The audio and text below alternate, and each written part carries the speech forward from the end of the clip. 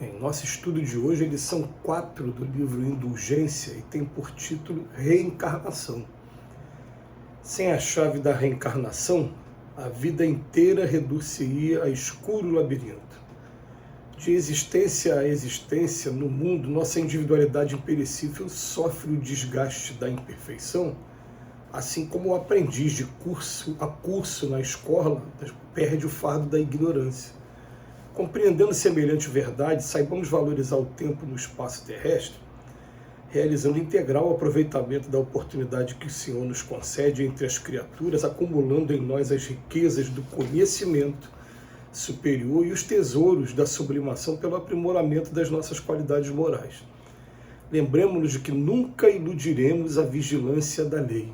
Na Terra, a organização judiciária corrige tão somente os erros espetaculares expressos nos crimes ou nos desregramentos que compelem os missionários da ordem a drásticas atitudes, segregando a delinquência na penitenciária ou no hospital, derradeiros limites do desequilíbrio a que se acolhem os trânsfugas sociais.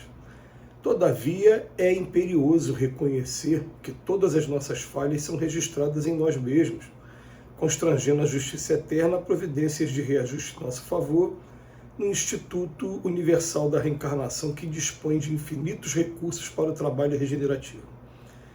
De mil modos, ilaqueamos no corpo físico a atenção dos juízes humanos nos delitos ocultos, exercitando a perversidade com inteligência, oprimindo os outros com suposta humildade, ferindo o próximo com virtudes fictícias, estragando o equipamento corpóreo sem qualquer consideração para com os empréstimos divinos e, sobretudo, explorando os irmãos de luta com manifesto abuso dos nossos poderes intelectuais. No entanto, por isso mesmo também renasceremos sobre o doloroso regime de sanções dilacerados por nós mesmos, nas possibilidades que outrora desfrutávamos e que passam a sofrer frustrações aflitivas. Moléstias do corpo e impedimentos do sangue, mutilações e defeitos, inquietações e deformidades, fobias complexas e deficiências inúmeras constituem pontos de corrigenda do nosso passado que hoje nos restauram à frente do futuro. Cultivemos desse modo o coração nobre no vaso da consciência reta para que a planta da nossa vida se levante para o hálito de Deus, porque basta boa vontade na sementeira do amor que o Mestre nos legou, para que a multidão de nossos débitos seja coberta e esquecida pela divina misericórdia, possibilitando o soerguimento de nosso espírito até agora arrojado ao lodo de velhos compromissos com a sombra, na súbita vitoriosa para a luz imortal.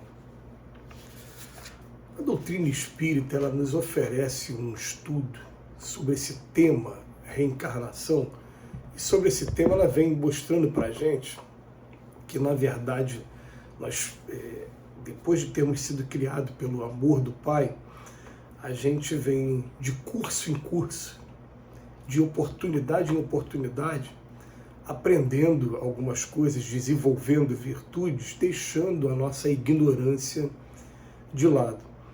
E como a gente vive num mundo de expiações e provas, né? É um mundo que ainda é doloroso, é um mundo em que o jargão que a gente vai ouvir muito na doutrina espírita é aquele, né, de que existe muita injustiça, mas não existe injustiçado. Tudo está chegando para a gente na medida correta. E a gente fica pensando assim, poxa, mas se ficar reencarnando o tempo todo em mundos como esse, não é punição? E o capítulo 4 do Evangelho, ele vai terminar justamente com textos fazendo uma explicação sobre isso. Olha, não é punição. Na verdade, a gente vai tendo aprendizados atrás de aprendizados. Agora, quando a gente começa a ficar repetente demais em um determinado aprendizado, pode soar sim como uma punição, porque é a mesma sensação que a gente tem do aluno que fica repetente na escola, que tem que fazer uma matéria ou repetir todo um ano, por conta de não ter se dedicado bem na série anterior. Então, o que acontece é, quando a gente começa a ouvir do Emmanuel, que em encarnações passadas, a gente violou muitas vezes as leis de Deus, e que na Terra, a nossa organização judiciária, o Código Penal, vai corrigir tão somente esses erros espetaculares, aquilo que chama a atenção mesmo, salta aos olhos com relação à vida coletiva. Mas todas as nossas falhas, está aqui o Emmanuel dizendo, são registradas em nós mesmos, constrangendo a justiça eterna a providências de reajuste em nosso favor. E ele vem trazendo aqui um rol de coisas que a gente faz, sem a gente perceber que a gente ainda faz, mesmo andando dentro da lei, dentro daquele critério de justiça estabelecido pelo povo num determinado território, num determinado momento.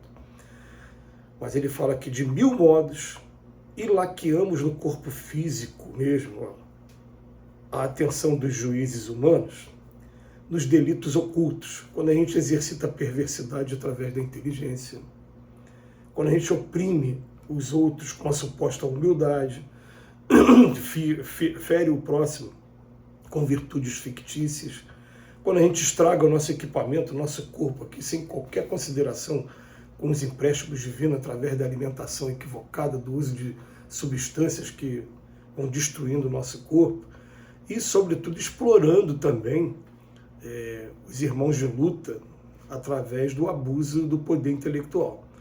Aí o Emmanuel vem falar para a gente, num mundo como esse que a gente vive, né, nós vamos renascer sobre dolorosos regimes de sanções, mas sanções que foram criadas por nós mesmos.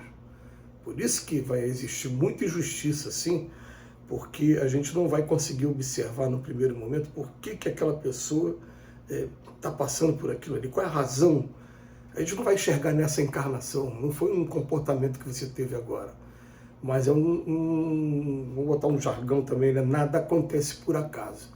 Se está acontecendo com a permissão de Deus e está acontecendo para poder estar desenvolvendo na gente ou corrigindo na gente algumas virtudes também.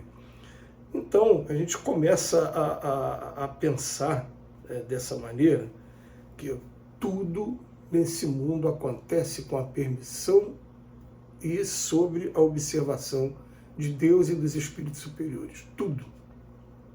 Quando a gente começa a pensar dessa maneira, a gente começa a eliminar aquele velho discurso: é o inimigo, é o diabo, é o Satanás que fica o tempo todo fazendo concorrência com Deus.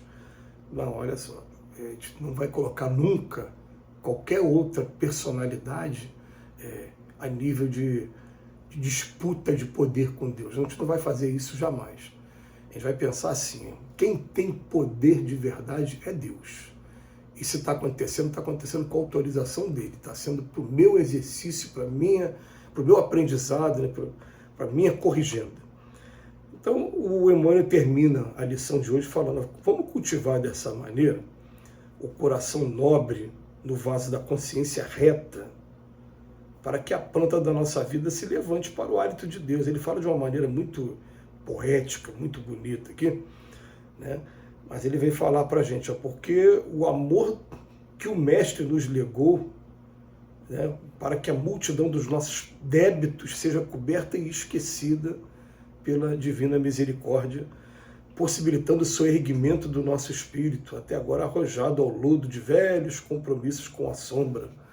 É profundo para a gente analisar, e eu me pego com muita frequência falando assim: será que eu já parei de fazer o mal, ou ainda faço mal, mesmo sem ter intenção? Eu acredito que hoje a gente não tem mais a intenção, eu vou fazer aquilo ali porque eu sei que é mal e quero fazer. Não, não é isso. A gente faz achando que vai ser bom ou achando alguma conveniência ou algum prazer para a gente ainda.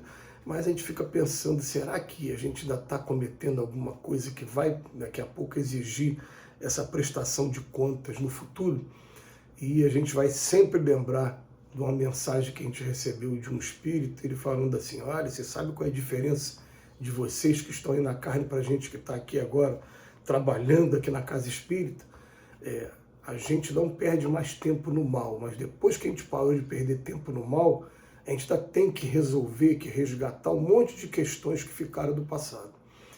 Vocês estão aí ainda saldando alguma coisa, mas arrumando mais dívida. Aí tem gente que às vezes arruma dívida maior ainda, deixando o saldo mais devedor para a próxima encarnação.